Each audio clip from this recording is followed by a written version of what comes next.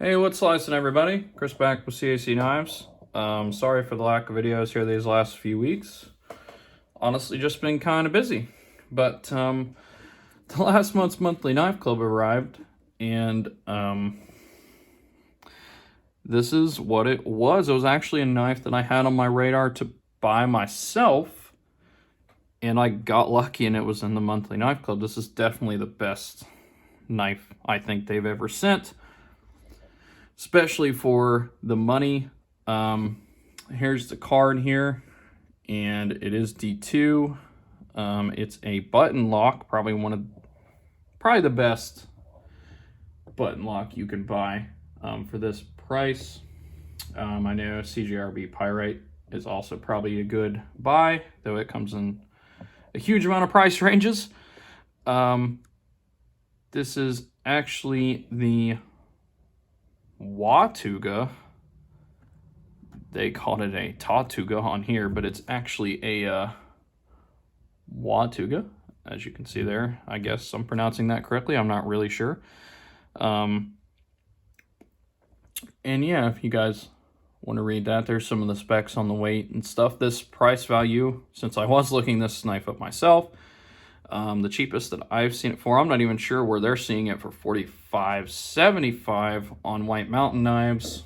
It goes for $56, and then a 10% coupon brings it down to about $51. So yeah, I paid, with the shipping and handling, I paid $40 and got a $51 knife. So I actually ended up getting a knife that I wanted, and I got it for, $11 off. So yeah, I was actually very impressed. For those of you that don't know, this is going to sound kind of confusing, but Sencut is the budget brand to Civivi, and Civivi is the budget brand to We Knives, which sounds very confusing. So yes, now they have three lines, or three levels, I should say, of knives. They have their very budget Sencut, their medium range in my opinion anyways, Civivi, and then the We Knives are premiums. Being a Civivi, you're going to see a lot of Civivi look in the knife itself, which we will get into, but surprisingly, even though this is the cheapest, they included everything that Civivi and We Knives come with. You got a nice pouch, which I was not expecting a pouch to come with a Sencut, considering how cheap it is, but look at all this. You still get a sticker, you still get a cloth, you get a Sencut sticker instead of the Civivi Elementum. And yeah, this is crazy that you get all this stuff, guys. This knife, this knife costs $50. Keep that in mind. Other brands, you really need to be paying attention, because this company's outdoing you. Civivi, We, Sencut, as one company, they are outdoing you in terms of presentation. And in my opinion, in terms of what you're getting as well. This knife is absolutely awesome. And before we get into an actual review of the knife, let's show you the size. It's actually a pretty long knife. I would say a little bit larger than average. We'll put up two average knives here. Here is the QSP Penguin and the Civivi Elementum. I consider the Penguin and the Elementum to kind of be the average size out there for knives. The Penguin is a tad bit longer than the Elementum, but definitely not by much. And as you can see, the Watauga is a little bit longer than both of them. So yeah, it's a little bit longer than the average size knives. Here is the Ontario Rat and a Spyderco Tenacious. If you're wondering about all of these crazy looking builds on these knives, I have videos showing off each of them. Except for the Elementum, I haven't got around to doing that video yet. I definitely need to, but all the rest of them I do have videos on. And yes, a lot of these I did either find myself or I built myself. Here is the Demco 8020.5. As you can see, the Demco is also kind of in that range of that kind of average length and size. And let's go ahead and show what it looks like next to my other Jade knife in my collection currently, which is the Even Grow, which is a very huge knife. But yeah, I mean, as you can see, the Jade on the Sencut is a little bit of a brighter green, where the Jade on the Even Grow is a little darker. Let's see if they'll show a little different color up close. Yeah, you still see it's a little brighter. That may have to do with this being thicker Jade, though. I will be changing that pocket clip out, by the way.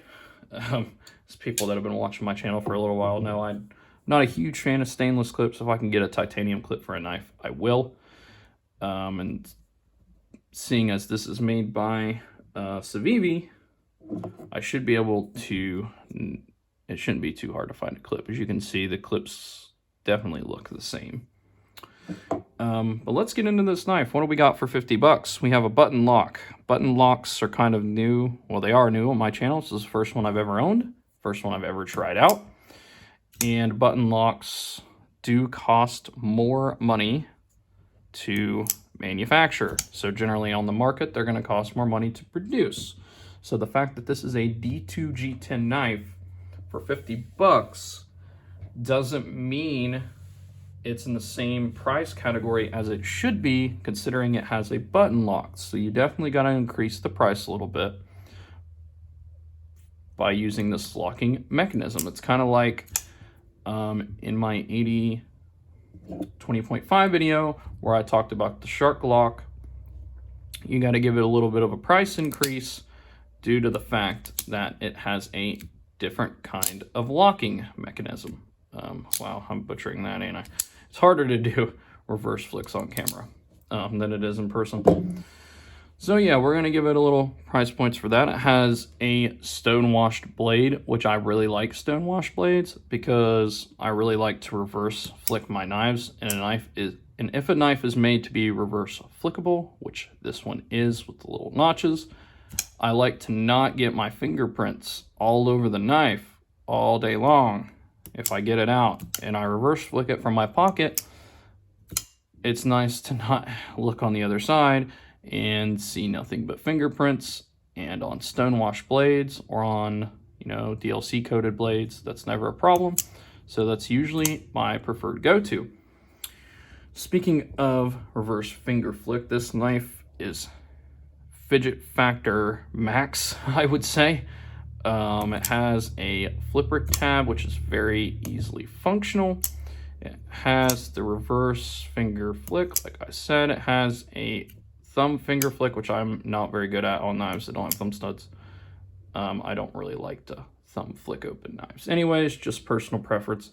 And you can also open it by disengaging the button. As you can see, then, the blade becomes loose at that point. And kind of like axis lock knives work. If you pull back the axis lock, you can fling the knife open. If you push down on the button, you can fling the knife open. That is the only way to be able to close the knife.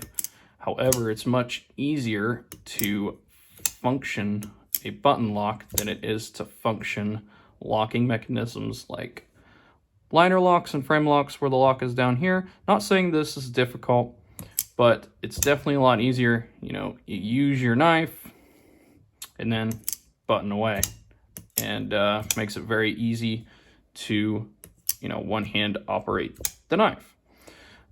These, cutouts here for your fingers are very usable as well, and I really like this kind of wavy design that they got going on here with the blade. It's kind of like I guess you'd call that a Wharncliffe, or what are those one kind of knives called, like hook bill? I don't know if it actually says. Yeah, it says Wharncliffe style blade on there, but I really like that kind of fin that it has there. My shark's foot knife here kind of has a similar thing going on, but that would be more called a sheep's foot blade there. Not huge differences, really. But they call that the shark foot. These G10 handles are very nice, very grippy. And if you're going to get this knife, unless you really like the black blade, which comes with a wood handle, Jade's the way to go. Even if you don't want to keep it natural Jade, you can very easily dye Jade. So if I ever want to change the colors of this knife, I can dye it. Though I will say, with button locks, they're probably the most pain to take apart, because I've heard a lot of other people say, a lot of other YouTubers, that when you take a button lock apart, put it back together, the action is not what it was when you first got it. Now, as far as the button goes on this knife, as I'm sure a lot of people are wondering, it's a little bit stiff, I guess, on the push. Though for $50, I'm not going to complain. If this knife, you know, was $100 or more, I'd probably be like, well, it should be stiff. Though some knives do take some time to break in.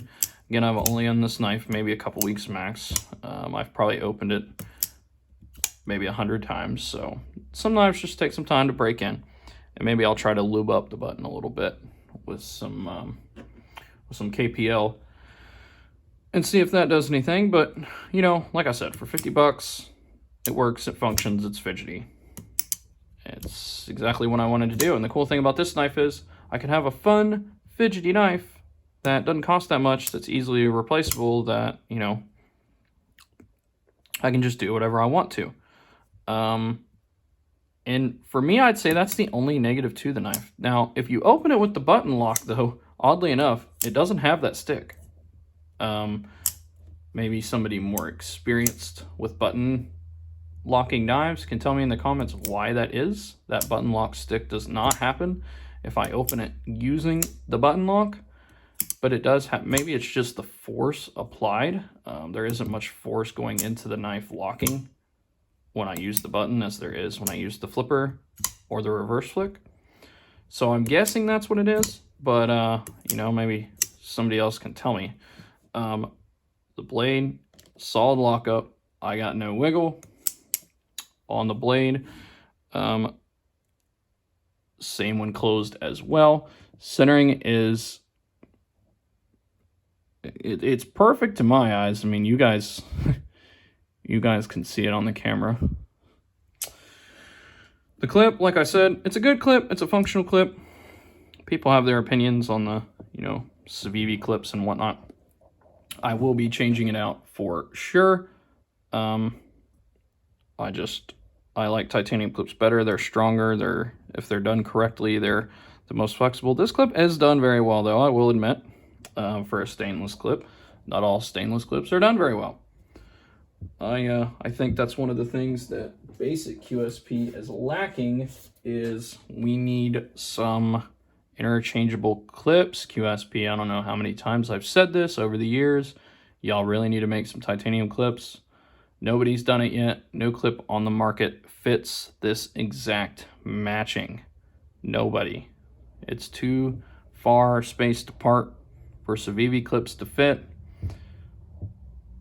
And we can't get any clips for them. So please, QSP, change your clips. But in terms of this knife, yeah, it's got about everything you'd want in a $50 button lock knife. I mean, it really does. D2 steel, that's stone washed to prevent rusting. I don't like that its pivot is, what do you call, you tighten and loosen up both sides. That's a pain. Please don't do that. I guess that would be the other negative to this knife. Come on, it's 2023. We don't need that. We don't need that anymore. We don't. Just, come on. Just give us one end and then give us our tighten and loosening end, please. We don't need that anymore, guys, from anybody. But yeah, other than that, we got ceramic bearings in here. There really isn't much more for me to say about it. I mean, it's kind of a basic looking knife, besides, I guess, the shape of it. It's got basic materials, but it's in a button lock configuration for $50. And I think this thing can last up through a lot of use. It's very comfortable, very, very comfortable. I have large size hands. And as you can see, even if you have bigger hands than me, you're still gonna have plenty of handle room. This jimping here is perfect. It's literally in the perfect spot. And blades that are flat generally aren't as good of slicers. However, they're extremely easy to sharpen because you don't have to mess with a curved blade when you're sharpening it. You just go straight down the line, and the finger choil does work, but it also serves as a sharpening choil. So yeah, I think all around they designed this knife really well. They did a really good job. And I think I never understood the full reason of Sencut. I don't know why we just couldn't have kept Civivi. And, you know, Civivi's made knives that cost under $50, so I don't understand really the need for Sencut. But hey, you know, it's their company, it's their decision. Maybe they're planning on future Civivi knives only being like $75 and up, and Sencut handling everything that's under that price range. Because I know Civivi likes to release the flashy carbon fiber and Damascus blade kind of knives all the time. So yeah, maybe that was their thought process. But let me know what you guys think in the comments. Would you buy this over the CGRB Pyrite? I can't give my full honest opinions about that because I've never handled a Pyrite before. I know that's kind of the top dog budget button lock on the market. I think this knife is a little bit cheaper than that one. But yeah, I really wanted a button lock. Good job, Monthly Knife Club.